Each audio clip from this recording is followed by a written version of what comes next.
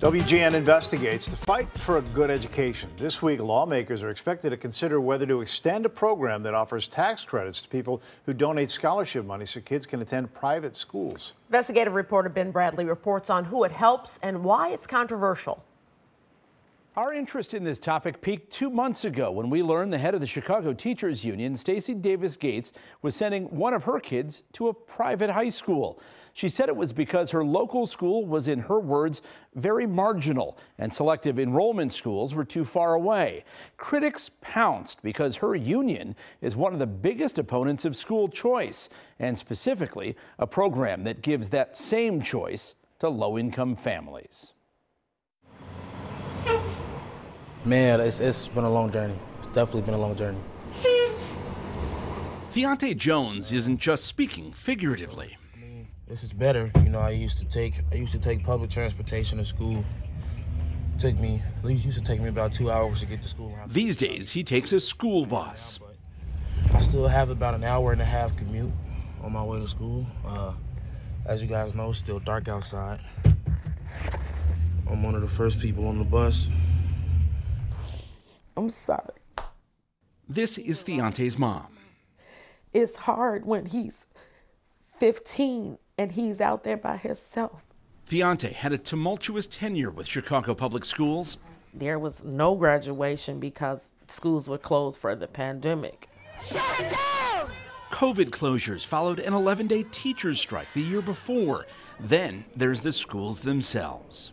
There he was bored. Even when he was at the first elementary school, the teacher apologized because they couldn't give him enough work to keep him occupied. I didn't want to experience that feeling of insecurity, that feeling of not being comfortable in my own environment and in my own neighborhood. For years, it would have been far easier for this family to send their kids to a Chicago public school. The local middle school is just across the street. But due to quality, climate, and other concerns, they chose a different path. Theonte's neighborhood school is Orr High School. It has a 59% graduation rate, and 72% of students are chronically absent, meaning they miss 10% or more of the school year without a valid excuse, both far worse than the CPS average. It should not be that hard when you have to go outside your neighborhood just to find a better education for your child. Chicago Public Schools spends more per student than other districts, but it also has far different demographics, including more low-income, English as a second language learners, and students with special needs. I've been involved since I was 25, maybe 30 pounds ago and no gray in the beard. G2 Brown has fought for equity and equality in public schools for decades. A fight that saved Dyett High School several years ago.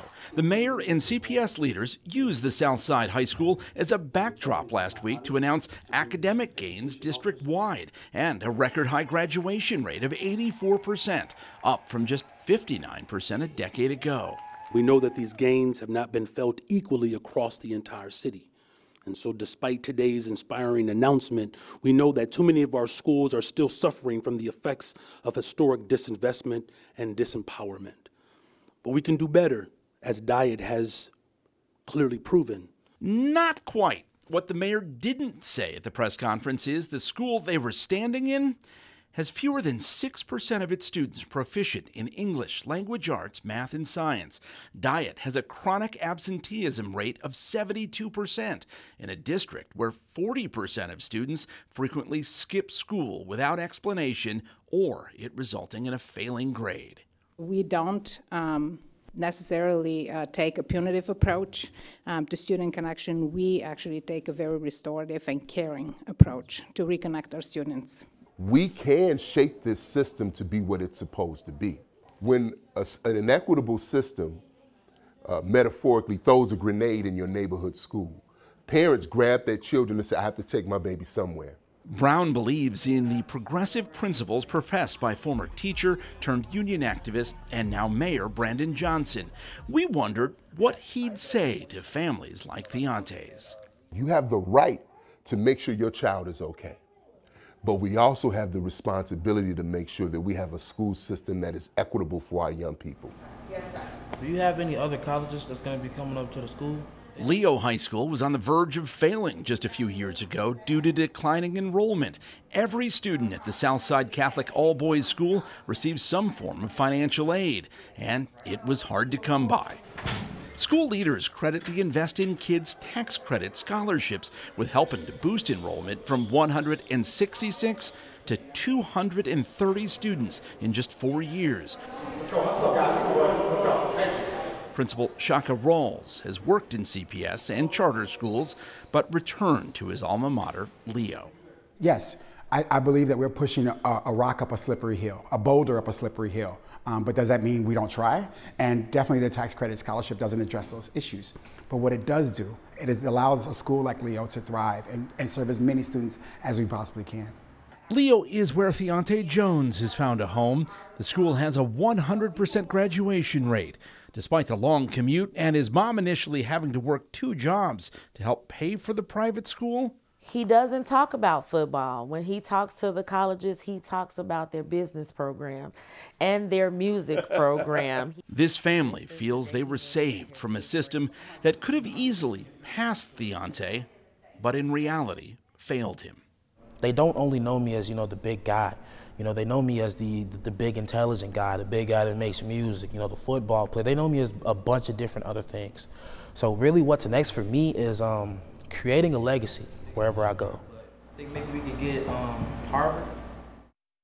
CPS officials insist many city schools are improving at a faster rate than other districts in recent years. As for those tax credits that enable private school scholarships, advocates say they have not sapped public school funding. Despite opposition from the teachers union, some Democrats and Republicans in Springfield have been pushing for the program to be extended, but targeted more directly at low-income families.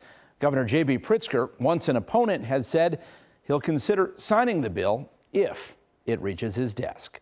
Ben Bradley, WGN Investigates.